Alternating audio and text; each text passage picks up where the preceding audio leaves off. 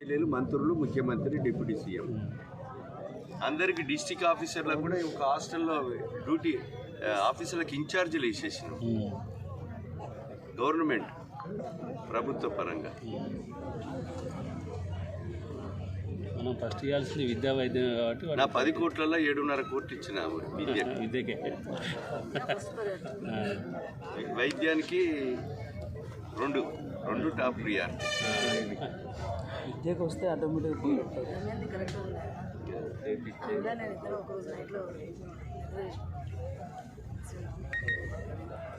నేను ఇంకా గవర్నమెంట్ కంటే అదనంగా మన కాన్స్టిట్యున్సీలో ఏం చేస్తున్నామంటే మన జిల్లాలో ఒక బెడ్షీట్ ఇస్తున్నాం, ఒక దుప్పటి ఇస్తున్నాం. రేపు ఇంకొక వారం రోజులలో అన్ని హాస్టళ్లలో వేడి నీళ్లు గీజర్స్ మొత్తం టోటల్ హాస్టళ్లలో మొత్తము 11,900 మందికి బ్లాంకెట్లు, దుప్పట్లు. శాంపేటలో 1870 మందికి మంచినాం. అర్థం కాకపోతే ప్లే గ్రౌండ్ అయితే నష్టమైందే, అంటే వాళ్ళు దానికి కాంపౌండ్ వాళ్ళు పెడితే నష్టమైంది. అరే మన వేరే వాళ్ళది ఎందుకే, వేరే వాళ్ళది కూడా గుంజుకునుడే.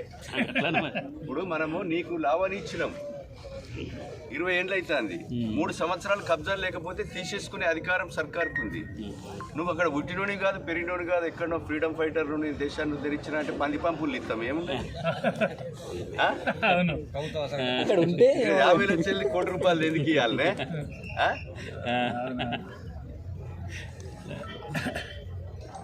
గ్లీజర్స్ అయితే ఇప్పుడు భద్రాచలం వాళ్ళకి కూడా నరసింహస్వామి దగ్గర ఇచ్చారు, మంగపేటలో కూడా నరసింహస్వామి దగ్గర అవుతాడు. ఏనంగా ములుగు నుంచి రాలేదు సార్. నీ ఖమ్మం నరసంపేటోళ్ళు కూడా మల్లంపల్లికి వచ్చేసి జాకారం రోడ్ ఎక్కి చక్కగా ఈడ తేలుతారు.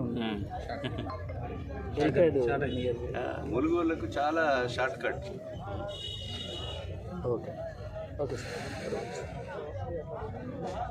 మన బోకే లెక్కనే పట్టుకున్నా శాలువలు.